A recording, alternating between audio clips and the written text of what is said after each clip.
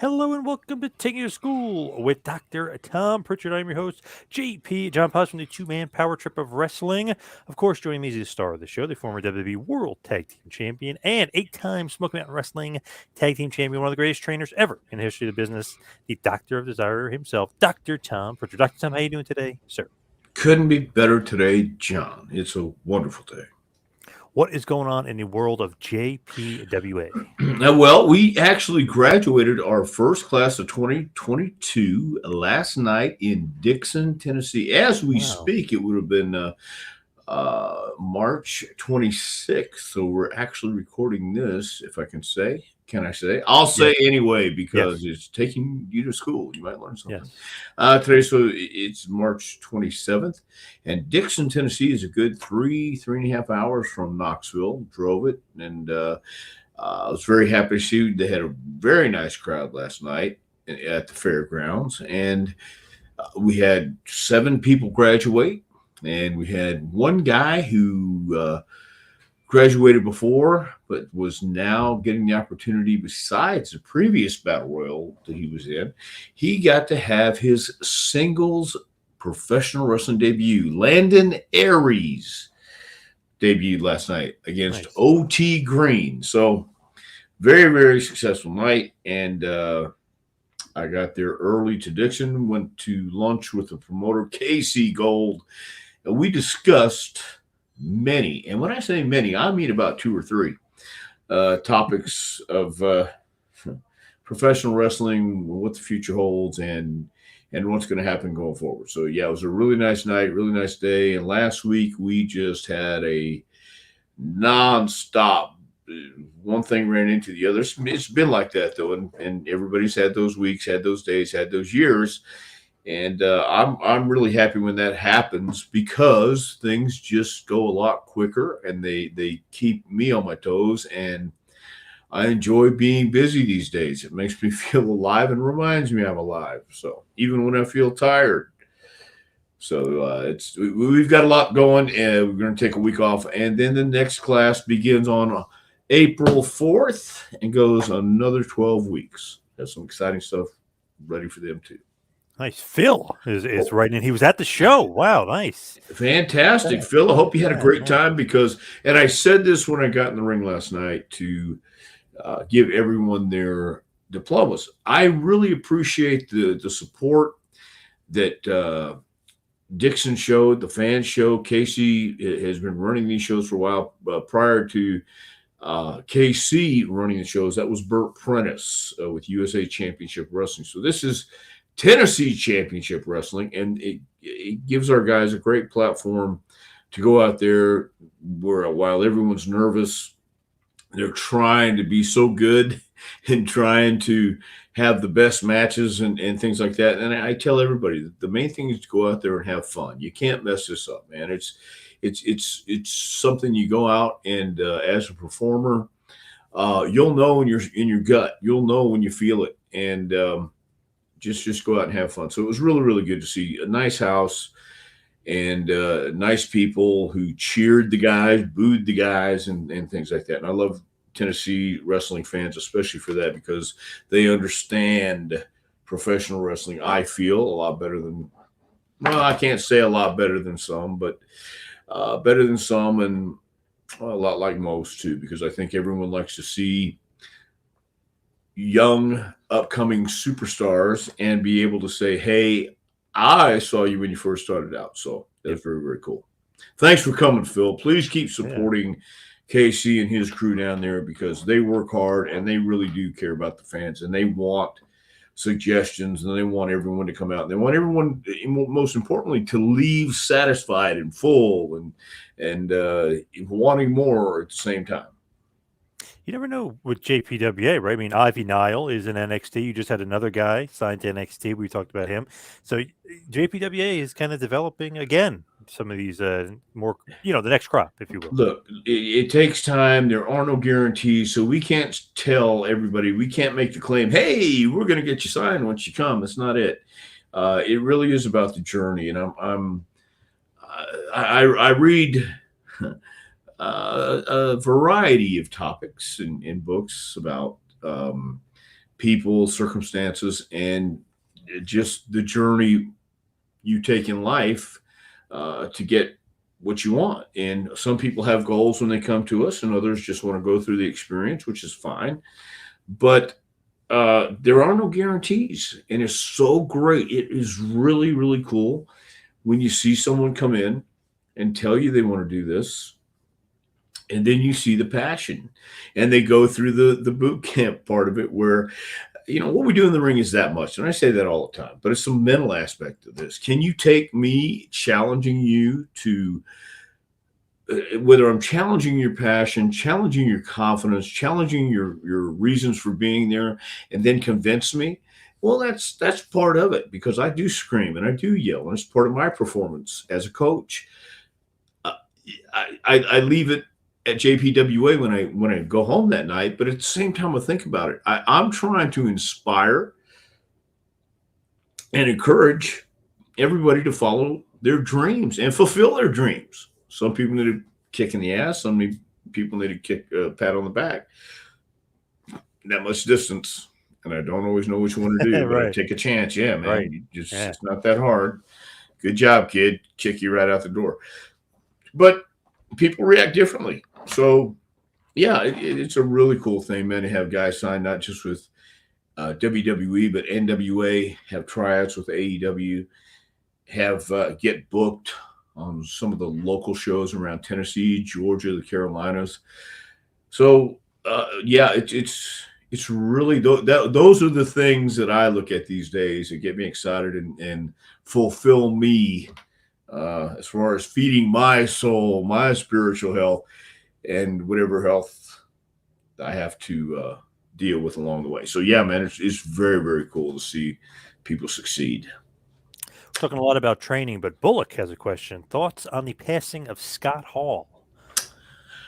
Anytime, especially a guy like Scott Hall, because I've known Scott for a long time as well, and especially when he came into Alabama. But I met Scott, gosh, I'm trying to think of the first time. I went to Germany for Ottawans for a week in Bremen, Germany, to work a match with Stephen Wright.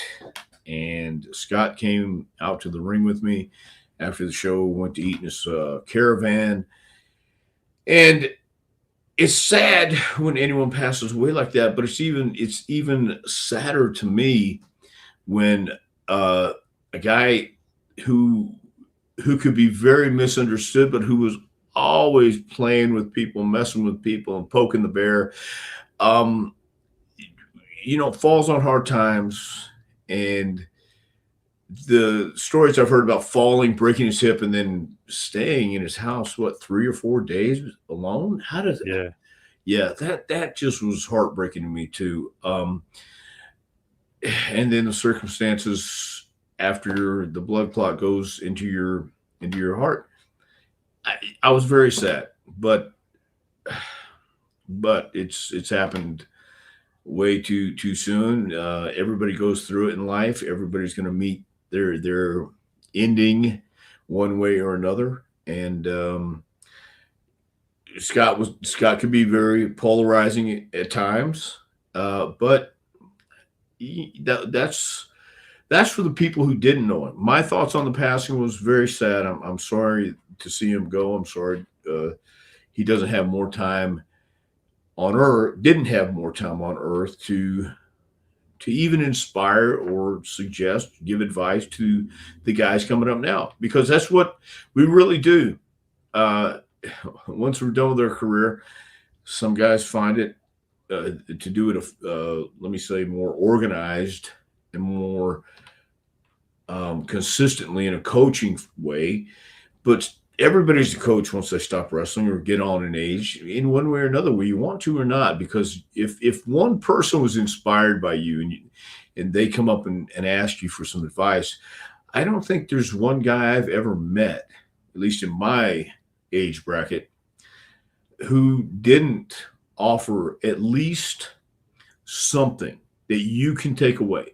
And again, I liken it to mining for gold and going to someone and they may just give you a few rocks. And then you may go to someone and they may say one thing they may say one thing, and that's that nugget of gold you've been looking for. Again, having lunch yesterday, we were talking. Casey and I were talking, and I don't even know how we got on this topic, and I can't even talk about the topic right now. But he said, "I'm going to steal that. Do you mind?" I said, "By all means, take it. It's yours." So, just talking and conversation. That's where a lot of that stuff comes from. In fact, that's where the majority of that stuff comes from. And Scott Hall was dynamic and pretty damn good at coming up with stuff that you wouldn't think about. And the way he would say it would make it react or make it resonate, not react, make it resonate with whoever they were talking to. And that was a fun thing about Scott. He knew how to tell stories. He understood. Sometimes he'll start with a nice little story, and as it goes along, he's poking you to get a reaction because he's seeing how to push the buttons. And by the end of the story, he's looking at you laughing, said, "I owned you. You were right in the palm of my hand the whole time." So that's I think the legacy of Scott Hall, the knowledge he had, the experience he had, and the advice and passion he passed along and threw out there. He was a bona fide star. I don't think anybody would going to argue with that. He was part of the a huge element in making the Attitude Era happen. And then whether you say he changed the business or not, for good or worse, he did. He was part of the biggest faction ever to come in, and at that time, Hulk Hogan was not for turning heel. He wasn't. He didn't want to be that. He didn't want to do that. He thought it would kill him, and he was always looking around, had his ear to the ground. And if it wasn't for Scott Hall and Kevin Nash, I don't know if you could have convinced Hogan. So he had a huge influence in this business, no doubt about it. I truly believe he'd be missed sorely. Nice. That was from apparently Sheriff Bullock from the great show Deadwood. So good stuff there. But Phil's got a good question for you. Memories of working with Gordon Soley on Georgia Championship Wrestling. I thought you did a great job. Phil, thank you. You're the only one, because I remember one of the guys in Pro Wrestling Illustrated. They had a one of those introduction articles or whatever it was. They were talking about. I was doing commentary with Gordon. He said I was an insomniac's best friend. So I was, man, wow.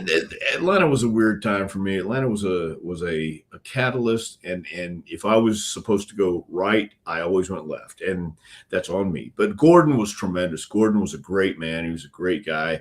I got to work with him in Atlanta, and then when I went to Continental Championship Wrestling in Birmingham, I had no idea he was doing commentary there. I had no idea the connection, but he was Gordon was a lot of fun.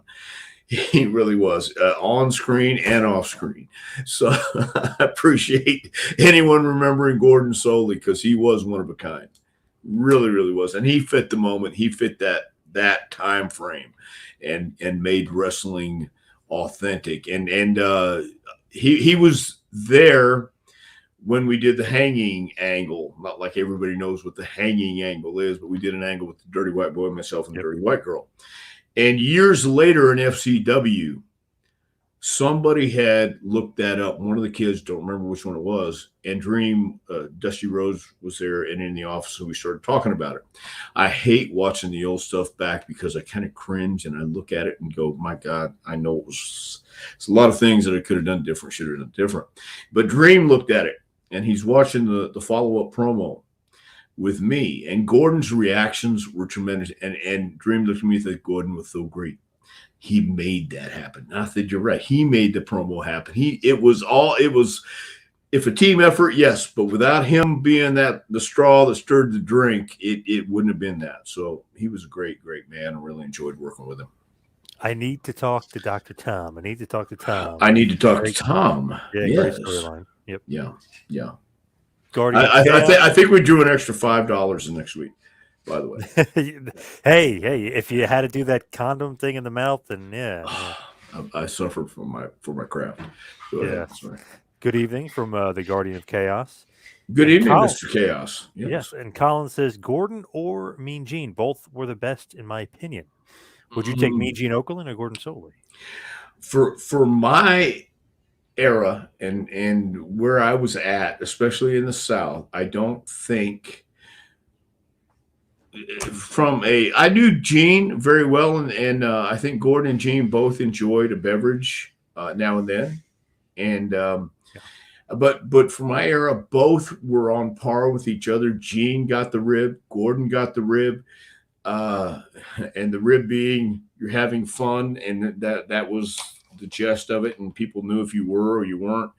And both of them got into it. Gene was more of the direct, why I can't believe Bobby Heenan, you, and they were great for each other. Gordon could do the same thing. It was just in a different way, different fashion. So they were both great and both had similar similar personalities. But I think at the time when Gene was in Minnesota and Gordon was in the South, um, you were a wrestling commentator. It was up to you to sell the show because you were the thread that all the way through that show, they were relying on information. They were relying on you selling it. They were relying on you telling everyone the story in a language that they understood. And more times than not, both of those guys succeeded. And I remember Gordon saying on a match between myself and the filthy white boy, coming to you from the Gateway of America, Birmingham, Atlanta. And I went, what? Run that back. Birmingham, Atlanta. Yeah, I guess there was. But yeah, Yeah. no, both great. Yeah, both very, very cool. This is a good one. From the Nate Train himself, is Dr. Tom really a doctor? But of Good course, question. sure. Yeah. Is Santa Claus real? Does a Pope shit in the woods? Is a bear Catholic? I asked the question honestly and directly. You have the answer for me. So, I think now have we not been over the story? And because I can't, I mean I can, but yeah, we have, but just yeah. give it to us again. Come on. Well, okay. So the gist of it is this, and I have to start at the beginning, otherwise it doesn't make any sense to start in the middle. I guess, right? I don't know. Right. Sunday. Did I mention I was in Dixon last night? Okay. Well, a fellow by the name of Pat Rose and I were put together as a team in Memphis by Bill Dundee, and we were called the Heavenly Bodies, and we were in Louisville, Kentucky, against the fabulous ones, Steve Kern and Stan Lane. I'm on the apron, and Stan gets the hot tag and comes over and knocks me off the apron, and I go to the floor and I hear my ankle crack. It folded on me, but even though I heard it crack in my head, and if you've ever had that happen, it's interesting because you never forget it.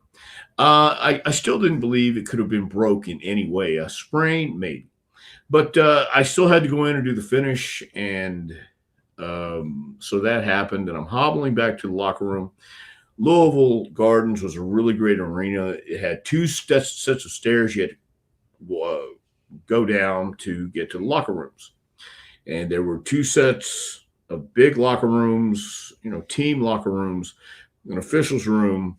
And then they had, I think, 8 similar single locker rooms.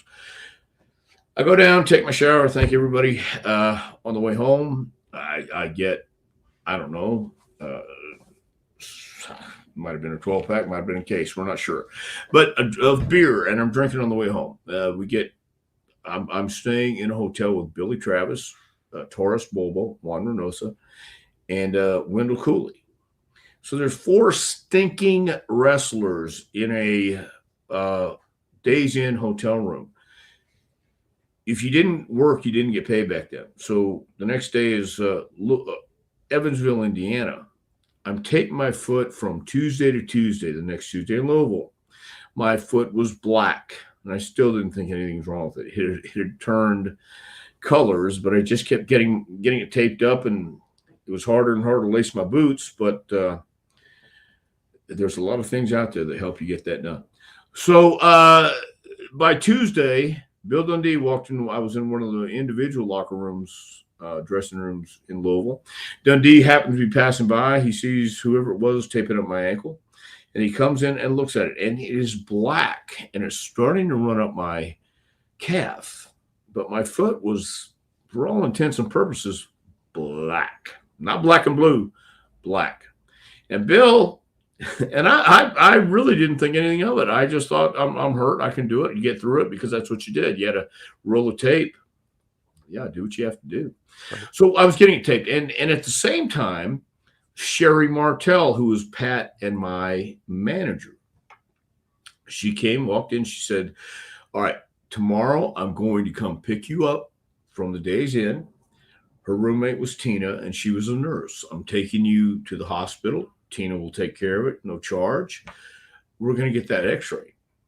So sure enough, she came by the next morning, went in the hospital, took the x-ray. They put a cast on me right there. My ankle's broke. Sherry then says, we're going to go get your stuff, and you're going to come stay with Tina and me. Okay, so we do. And I go to Tina and Sherry's house. And now, again, if you don't work back in those days, you don't get paid. Right.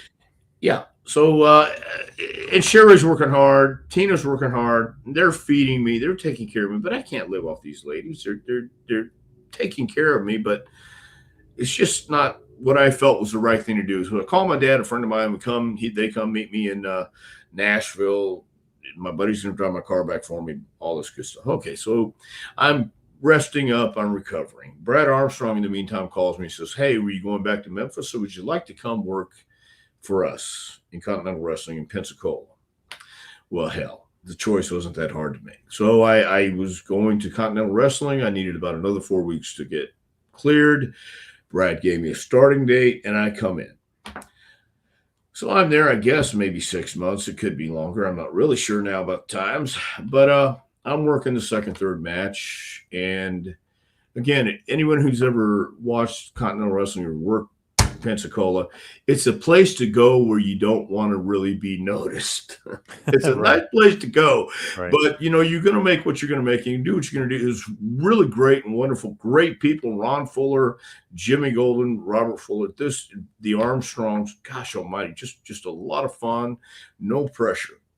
And well, in the meantime, there's a lot of hangers on there too. And Robert had a friend who wanted to be in the business, so he's going to be a manager. And they bring him out one night in Birmingham, working. I believe it was Tommy and Johnny Rich, and they're doing an angle. They have their friend at ringside, and their friend takes out a roll of tape and tapes Tommy's legs, I believe, was to the bottom rope, and they beat the hell out of Johnny, beat the hell out of both of them. Then they go on to the interview stand where Gordon Soley was up on stage in Boutwell and say, that's what's going to happen every time these boys get in a ring with us. We have our cut man here, Dr. Love, to make sure nothing happens to our pretty faces. And they go off the air. Great angle. People are hot. So it's really cool. And the next week, it shows on Saturday afternoon. Everything's happy. Everybody's happy with it. On Sunday, Robert gets a call from the FBI saying, hey, we're interested in the guy that you guys had on TV last week as your manager. Where is he? He's on our top 5 most wanted list. So Robert says, well, he's just one of those boys that come on, hang around. We use him sometimes, and sometimes we don't know where the hell they are. He's kind of split. We don't know where he is really. Don't know a whole lot about him. So when I was in Nashville resting my leg, I happened to get some scrubs, Dr. Scrubs from Tina, because it's easier to wear and easy to move around and change and all that stuff. So I think we're going to wherever we're going going to Panama City, I think it was.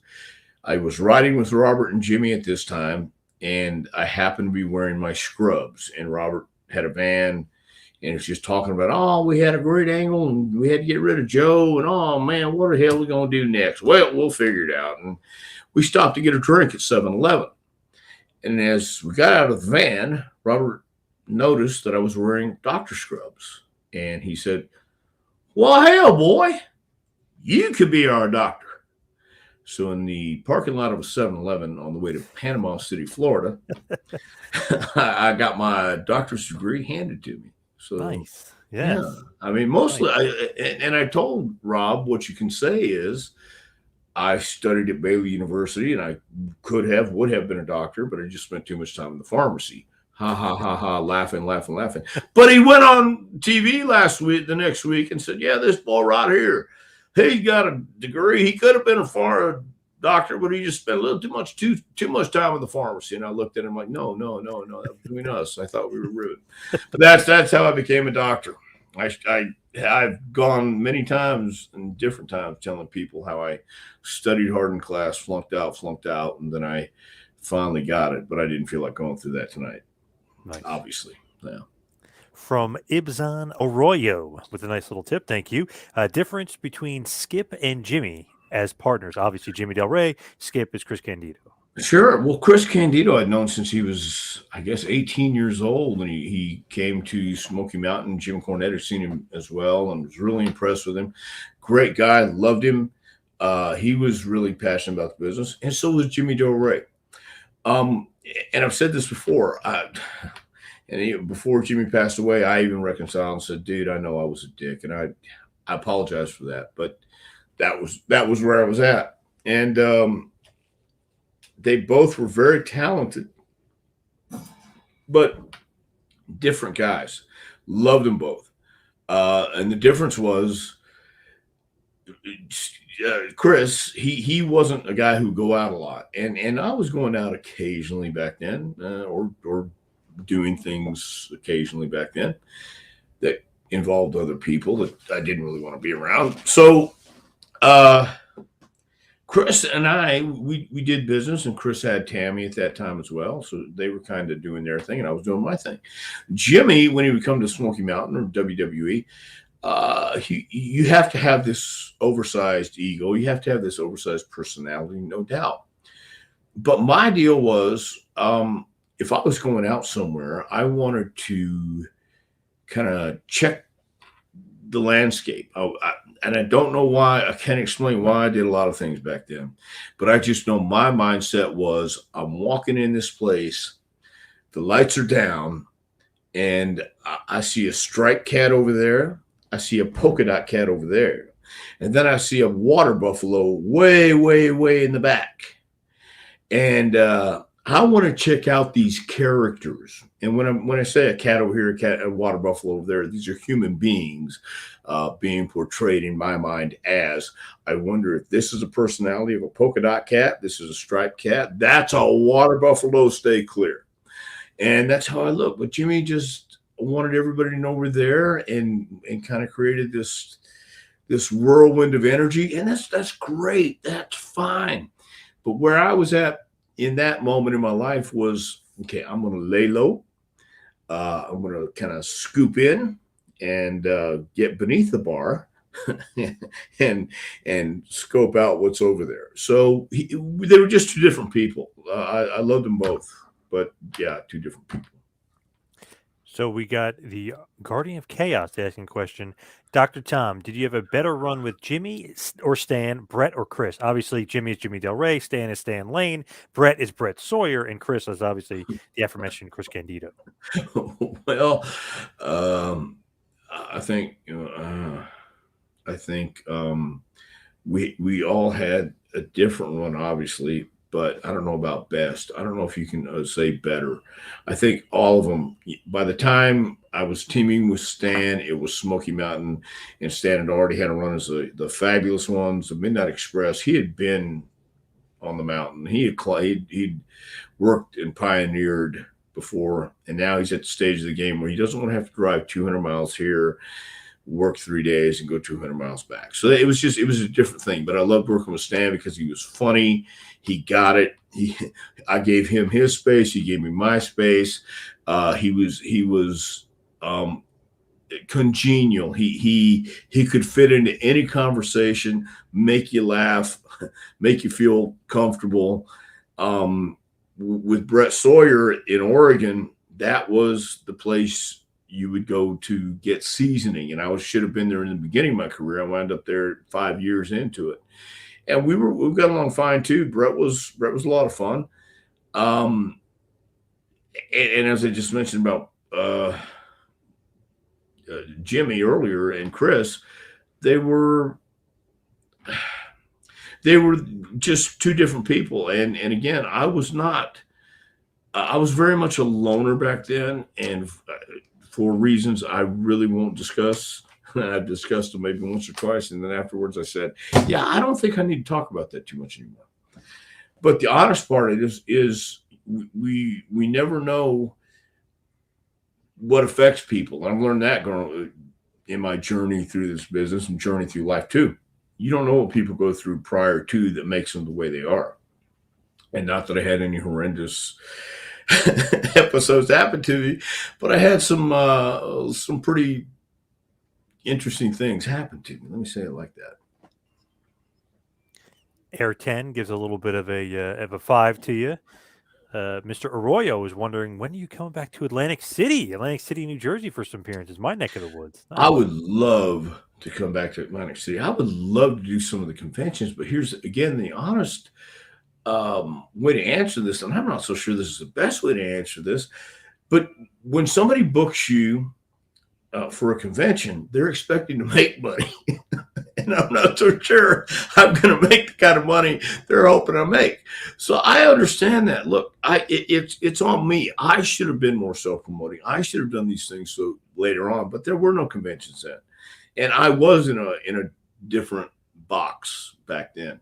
So I would love to come back and do this stuff, man. But the thing is, it's just like listening to this show. Why ever you're listening to it, I have no idea. Well, we don't know how many people listen to this thing, and so why do it if nobody's listening? You know, does a tree make a sound if it falls in the forest and nobody's there? We don't know because we're not there. I think you're a little too self-deprecating though. Like you probably think Stan Lane thinks, "Oh, I just teamed with Bob Eaton. Now I'm teaming with this guy." You know what I mean? That's what you're probably thinking. A little too self-deprecating. I think he actually said that. Really? Stan Lane really said that? Oh my God! He never said that. Oh, okay. I was gonna say, wow. I was gonna say, such a nice guy. I'm shocked. He is a great guy. But that's what I'm saying, man. You go through and then you realize. People bring up, well, you tried to sound like Roddy Piper. Well, maybe I did. No, okay, yeah, I guess I did. But it was comfortable for me. And then somebody said, I got a new one the other day. So I was trying to be like Jimmy Garvin. And really? Oh my God, this was a great conversation. And I thought, what? Garvin? No, I don't know. but does he know who Jimmy Garvin is? Well, they did. I wasn't quite sure what they were getting at, although it doesn't make sense. Yeah. Well, it didn't make sense. That's why I had to shut them down. But I do know I was not a top guy in the territories as a Hogan, as a DX, as the Scott Hall. So I know my spot. I know my place. If anybody asks about the legacy, man, look, every time you say, every time you talk about being the greatest trainer in the world, I appreciate that with all my heart. But everybody is a great trainer in the way they teach if they get somebody over that hump or if they help encourage somebody to where they accomplish their goals. I'm so fortunate just to have been around some really cool people who can do it. But who is the greatest trainer? I don't know if that's so much, what is the word I'm looking for? Subjective as opposed to objective. You know what I mean? Yep. Everybody has their opinion, and that's great. And I dig it. I really do. It's a very cool thing to hear people say. But I will say it in the sense to make an example or to make a point. I trained The Rock, right? No, I had no. I had my hands on The Rock. I trained him, yes, no doubt about it. But he grew up in this business. Come on, man. It wasn't because of me. He was going to be a star regardless. Okay, but I get to put that on my resume because I did have hands on him. I did have some things to do with it. But I know the difference. And Mark Henry, same thing. He was going to be a star no matter what. And they all thank me, and they all say the same thing. But the last second to last convention I went to was Indianapolis. And the last thing this guy said is, "Oh, we'll do it again. That was so great, man," because everybody was coming over saying hi. Everybody was putting me over. And I'm like, oh, my God, because I know everybody's being nice. It's so cool. But I would love to do the conventions again because I get to see everybody, too. And it's so cool. On that note, there's a girl and her father who came and saw me. I think it was in Charlotte. God, maybe 8 years ago. She's now in college doing anthropology. I didn't recognize her, but I recognized her dad the last time she came to WrestleCade this last year. And I went, oh my God, I'm so proud of her because she wants to wrestle, but she's also getting an education and she's following her dreams. So anyway, long story short, yeah, I'd love to come to Atlantic. I'd love to go anywhere. But if I'm not drawing money for you, or nobody wants to pay to come see you, get an autograph or anything like that, they're not going to do it. And it's nothing personal. It really isn't. Tammy was at WrestleCade. Sonny, being Sonny. But she's going to draw because she was there. I totally understand this stuff. But that's what it's going to take to get out in the conventions because they want to make money. They're not there to lose money. Nobody is. Speaking of training, great question here from the German lady. Who was the hardest for you to train with? Basically, was it Nicole Bass? I remember in a shoot interview mentioning that you trained her. So what do you think about that? Nicole Bass, was she the hardest? No, Nicole was not the hardest. She really wasn't sure what she was getting into. She wasn't sure what she was into.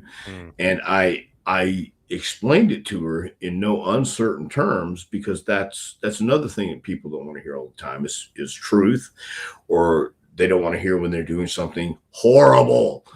But I've had people who've never watched wrestling before. So and I've had out of the last 5 years, it's been 2 who never watched wrestling before. And when I try to explain why we're doing something and they laugh, or I tried to say, when you get in the ring, you say, okay, all right, come on. Look, all right, let's go. The test of strength spot. I'm not going to mess with you. Come on. And I went through the whole dialogue. So as he circles and as we're going through the test of strength, he goes, all right, come on, don't be so sensitive. And that's just what he said. And I said, whoa, stop. What? What did you just say? I said, well, I told what you said, told me to say. I said, no, I didn't say anything about don't be so sensitive. That's not the point. That's not what we're doing. So this fellow's a little hard to train because he wasn't catching on. This isn't just about doing moves. It's about the emotions, about the connection. And he didn't get it. And that was, I think, difficult. But at the same time, everybody's like that. And that's my job to help make them understand. It's not theirs. It's mine. But I can only tell you if they have the passion to learn, they do. And if they don't, then they won't. So Nicole wasn't that bad. Actually, Nicole was a lot of fun. She really was. Here's a question from Fred Rubble. Did you regret cutting your hair as Zip? Well, I don't know if regret's the word. I didn't like it. It's one of those things when you get in a cut and then your stomach is sinking even more because you go, this is the end of the road, pal. This is it. And I understood that. But that was during a time when they didn't have anything for us. And I made the comment, if there's anything that comes up, anything, I'm for it. Please let me know. And I think it was maybe 5-10 minutes later, I got a call. Said, well, how'd you like to cut your hair, dye it blonde, and be a body Donna? And I said, absolutely not. So, oh, okay, click. And I went, oh, wait a minute. That was the opportunity given. Why not take it and try and make something out of it?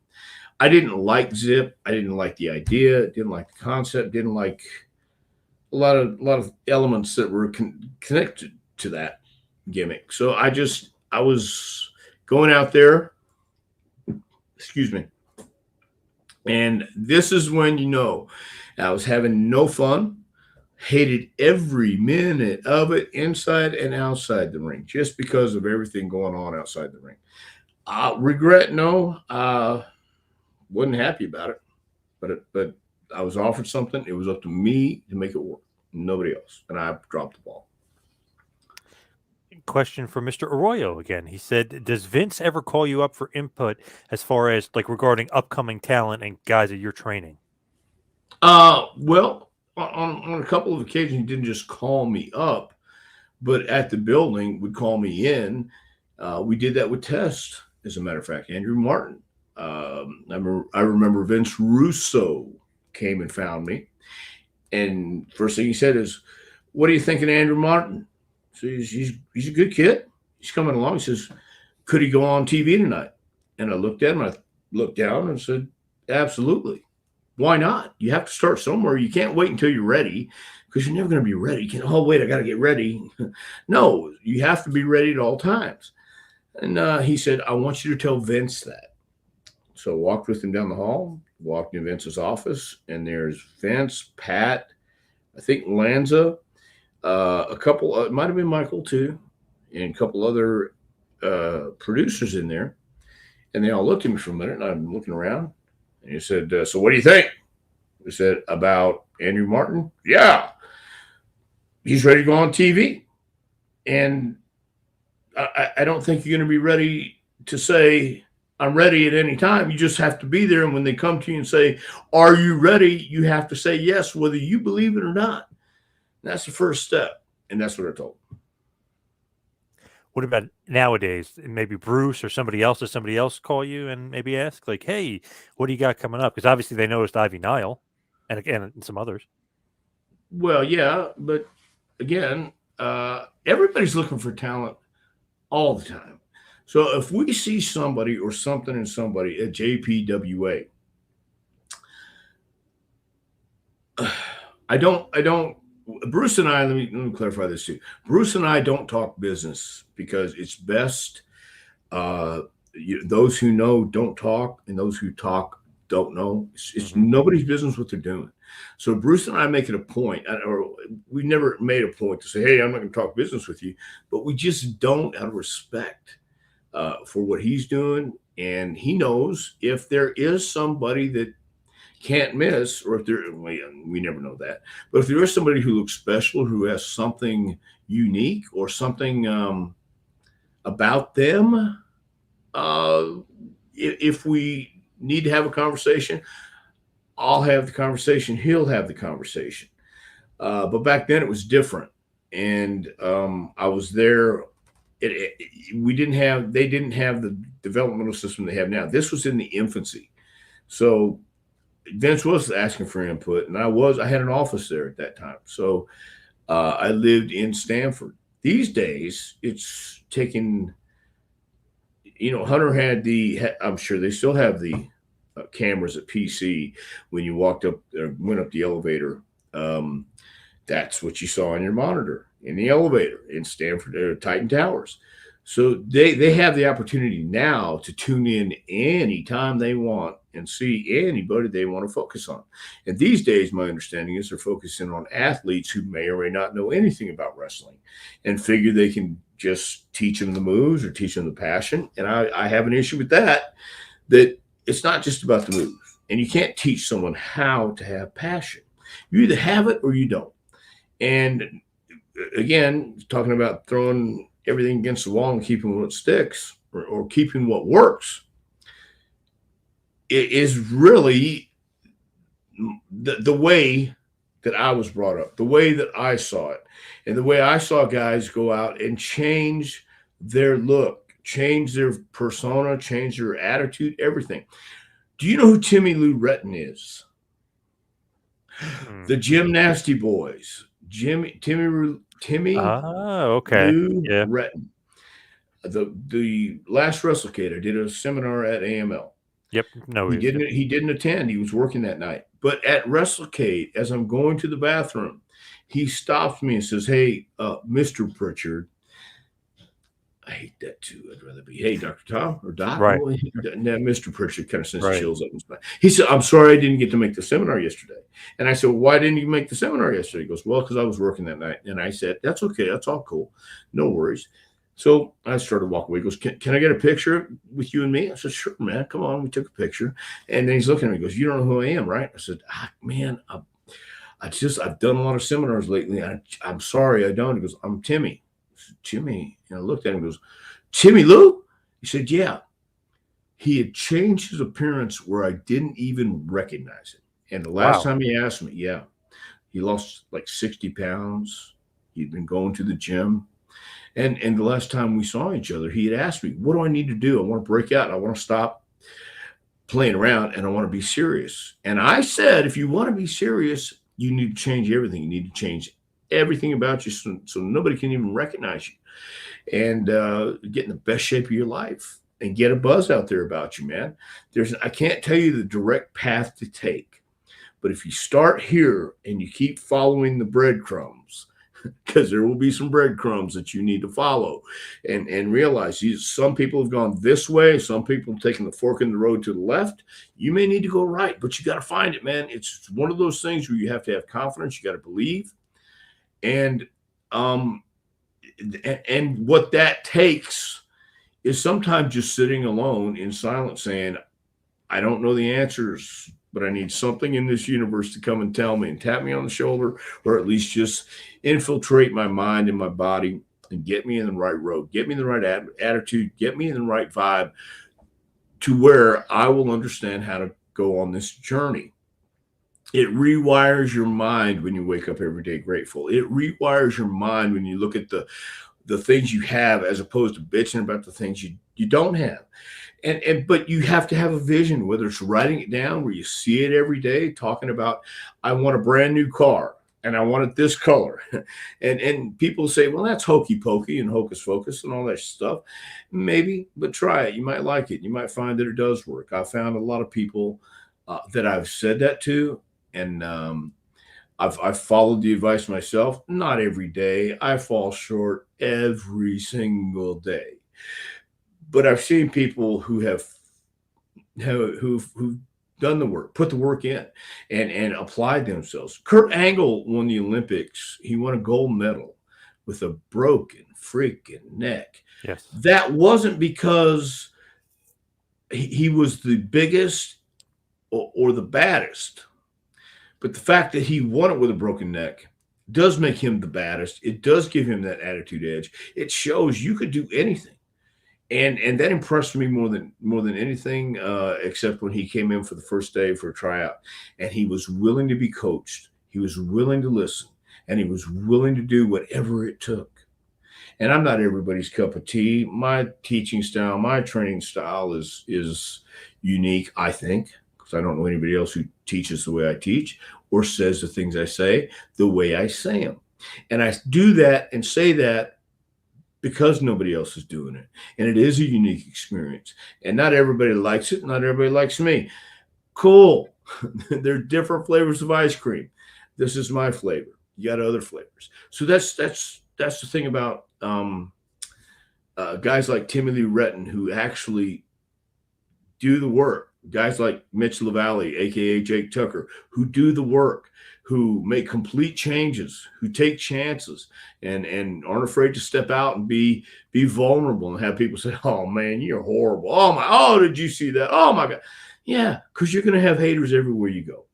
And sometimes there's people who just don't want to see anybody else succeed because they're so wrapped up in their miserable lives and their miserable choices that they want to take it out on everybody else. So I don't even know what the question was anymore, John. Well, here's a good one for you, which is kind of a joke, but kind of funny. Howard's Sean John Tank Top says, why doesn't your brother throw you a bone? I'll tell you exactly why, because it's not his place. It's my place. It's not about him throwing anybody a bone. You've got to earn it. And I earned my spot in WWE. No doubt it's because he was there and I got a leg up. No doubt. But I wouldn't even say that, because he couldn't. It's not his place. No, he can't jeopardize his. He did it one time. He gave us an opportunity. That's throwing you a bone. But you have to make your own meal. You have to eat the meat off the chicken to get your bone. You have to actually do the work. It's not about, oh, hey, man, he's my brother, bring me in. No. And I totally get that. I was actually explaining that the other day. It's attitude. I didn't make the connections when I was there. I didn't make the friendships or relationships when I was there. I was in that vacuum and that little shoebox sometimes where you close the lid and you can't push it off and get out and see what's in the rest of the world. So it's not about him giving anybody a bone. It's about earning your spot and earning what you get. I wouldn't want to say, hey, give me a bone. And then everybody says, well, you only got that spot because you're your brother. No, I have proven that I can coach. I have proven that I can teach. I have proven some of the goofy things and ridiculous things I say will remain ingrained in memories. Jamie Dundee, the last time I saw him was at Ronnie West's funeral. Jamie, the first thing he came up to me and said, hey, sometimes it's better to remain silent, be thought of an idiot, and speak up, remove all doubt. I'll never forget when you told me that. I'll remember that every day, man. God bless you. You know, so, I mean, and some of the other stuff I say, not everybody's going to digest it and get it right, but I've proven to myself. And that's really all it is. I'm happy in Knoxville. I'm happy doing our school. I don't want to work in a sanitized room or a sanitized company. Would I love the money? Oh, I don't think anyone could deny that. But Bruce is doing his thing. He's doing very, very well because he's also gone through the transformation of attitude. I'm happy for him, and I'm happy for me. I like where I'm at. Things are going to come your way if they are supposed to come your way. Do you help them by being open and letting them come to you, or do you block them? And I blocked things for a long, long time. I have a great excuse for everything I did. I used to say, I've got an explanation, not an excuse. It's the same thing. Anybody can do whatever they put their mind to. Anybody. That's not the issue. The issue is a lot of people don't want to put forth the work. They don't want to do what they have to do to find these nuggets, man. Nobody goes out there and doesn't fail at some time in life. Failures make you who you are. At least they'll test your mettle. And they'll also figure out, how are you going to change what you're doing? You know, you keep doing what you're doing, you're going to keep getting what you're getting. You keep failing. Well, you don't want to keep failing. You want to learn from failing. You want to learn from your mistakes. And I learned some from my mistakes, but again, I fall short every day. So I'm happy where I'm at. Bruce doesn't need to throw me anything, but he's always been there. And for the last few years, especially, these last few weeks, especially, it's been a very cool thing.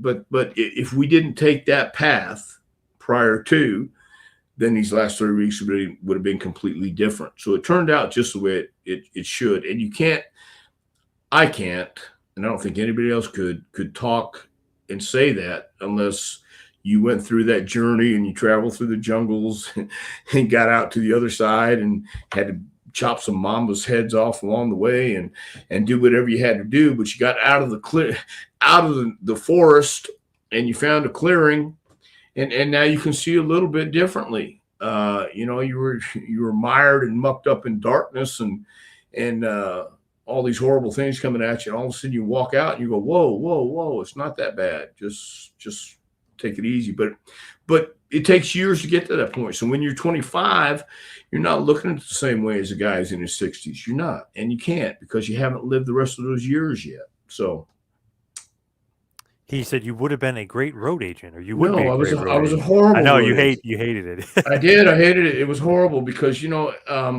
I think, again, when you're in that position, if you've never been a main event guy, you're not going to know what a main event guy should think like. But I've been around the main event guys, and I've been around the writers' meetings. I've been around these guys who've given advice to main event guys. I've listened to the talks. I've listened to these conversations about how really it's easy when you're dealing with a guy who's confident, and he makes a bold statement like, I should get a title shot. Why? Well, because I deserve it. And then you get in the producer's meeting and go, well, he said he deserved the title shot. Let's see if he does. Let's see what he can do with it. And then they give you an opportunity. So as a road agent, you have to be confident. You have to see it too. And I can do it on this level. I can do it with the JPWA guys. I can do it on the independents sometimes with some of the guys who are asking me questions. But, and that's my road agent thing. I hate it in on there because it's just anything you do right It's their idea. Anything you do wrong, it's my idea. So I appreciate that, but I don't believe I would make a great agent like that, like a Jamie Noble, who I think is a fantastic. He really is. Jamie Noble's a fantastic agent. Michael Hayes, we've been through this before, but I don't want to give Michael. I don't want to give Michael any plugs anywhere, anytime, ever, forever, unless he calls me tonight. So. Speaking of, though, Jamie Dundee, Matt Godwin has a great question. And actually, we spoke about Memphis Developmental and Power Pro all of last week. So check out the archives. Taking You to School with Dr. Tom Prichard. You could find it on Apple, Spotify, all your great podcasting hosts out there and platforms. So we did talk about it. But it says, got any good Power Pro wrestling stories? And is Randy Hales all right? He seemed like he's the kind of guy who likes to stare at the sun. Interesting comment about Randy Hales there. Well, but I get that reference. I mean, even though I wouldn't use it that way, but I understand, I think, what you're saying. The thing about every territory had their uniqueness back in the day.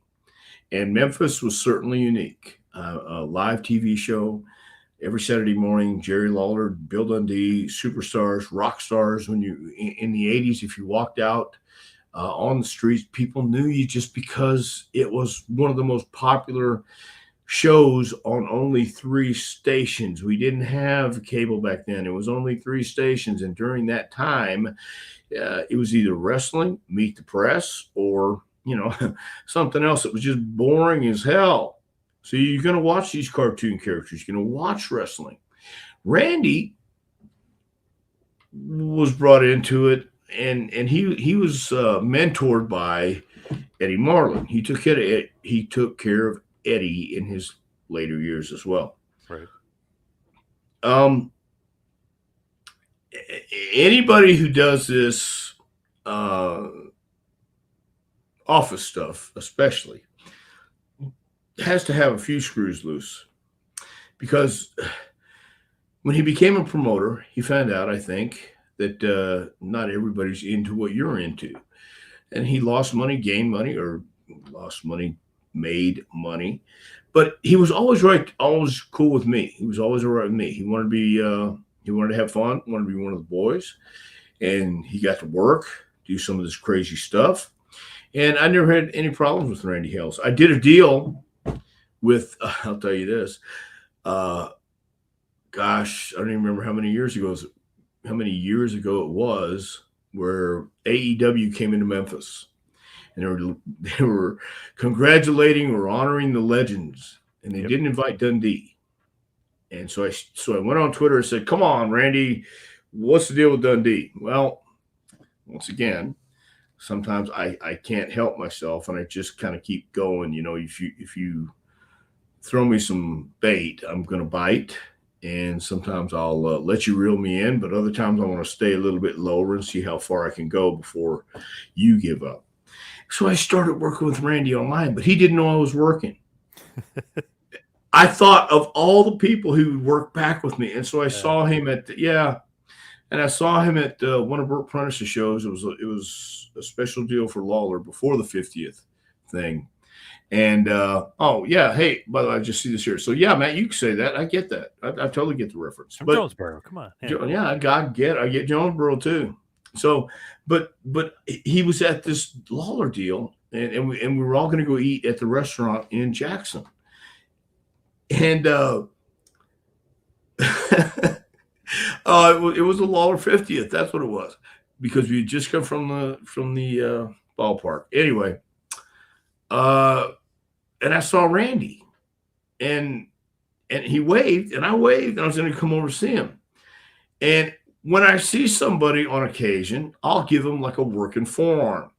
So I went to give him a working forearm, and he blocked it real quick, came back like this at me, and said, whoa. What's going on? I said, well, I didn't know if you were going to punch me out or what. I don't know what the deal is. I said, Randy, I was working. You got to work with me, kid.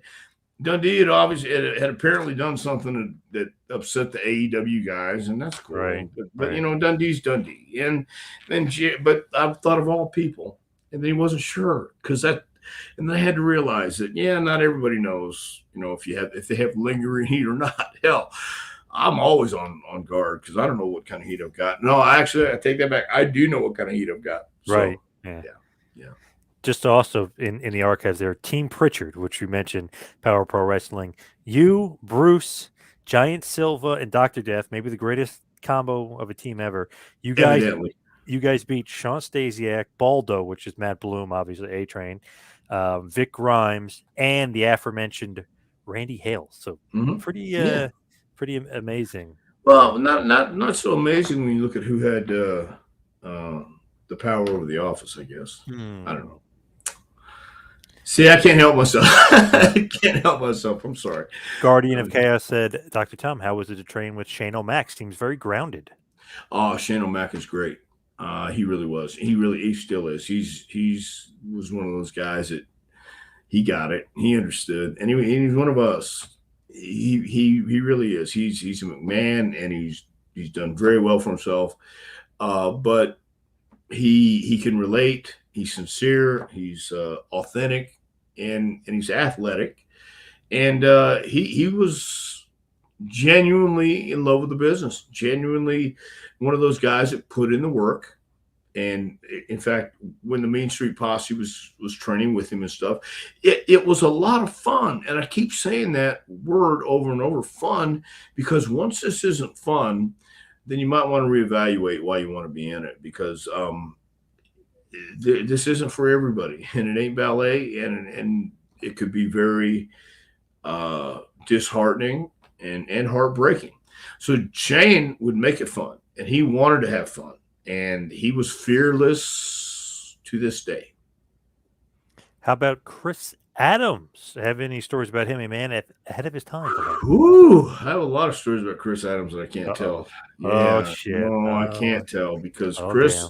Well, no, but I say it like this because Chris came to California. I think that was his first territory in the States, and he looked like Paul McCartney. He was a young, gorgeous guy, but he came with his wife, and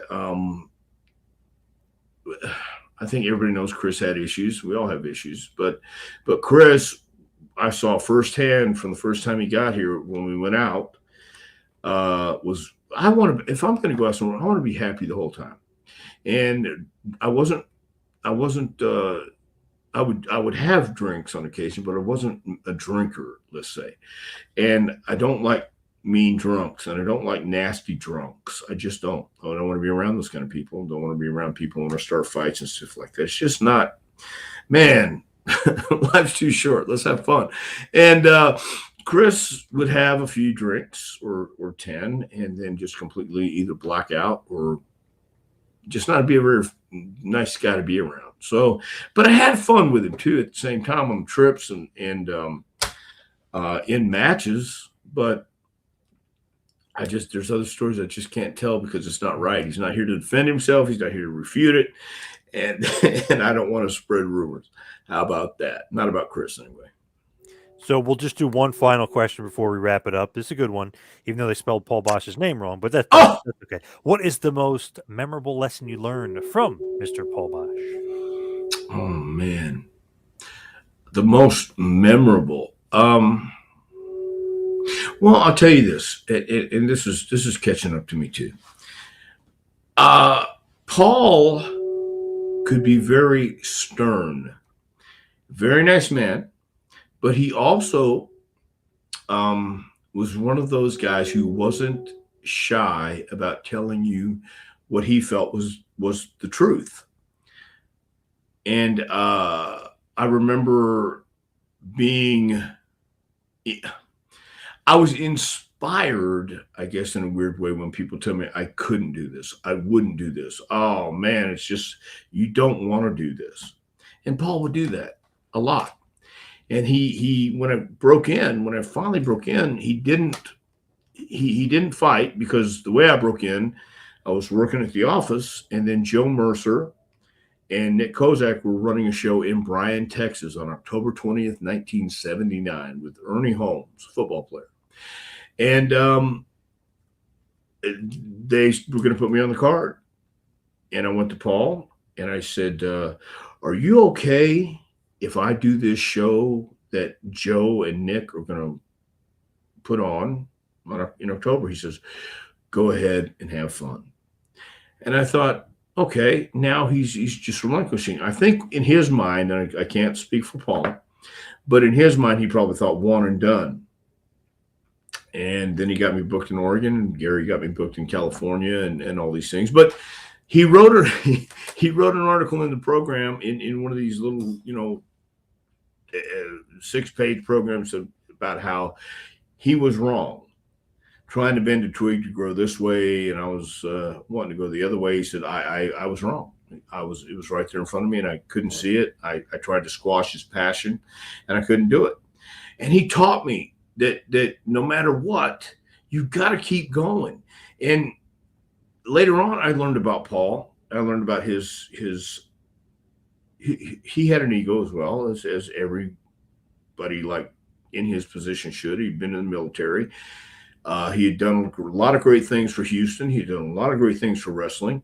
But if somebody just says to you, oh, it's okay, come in, let me cuddle you and let me love you, and it's an easy road to get to, you don't appreciate it as much. And I think that's probably the greatest lesson I took away from Paul. He didn't treat people equally. He treated them fairly. And I don't think anybody wants to, everybody says they want to be treated equally, but I don't think that's the case. I do think it's a case of, well, is it fair for the guy who doesn't have what you have to be given an opportunity just because? No, he's got to work just as hard. And same thing with the guy who has everything. Just because he has everything doesn't mean he should get an easy coast into the life he wants.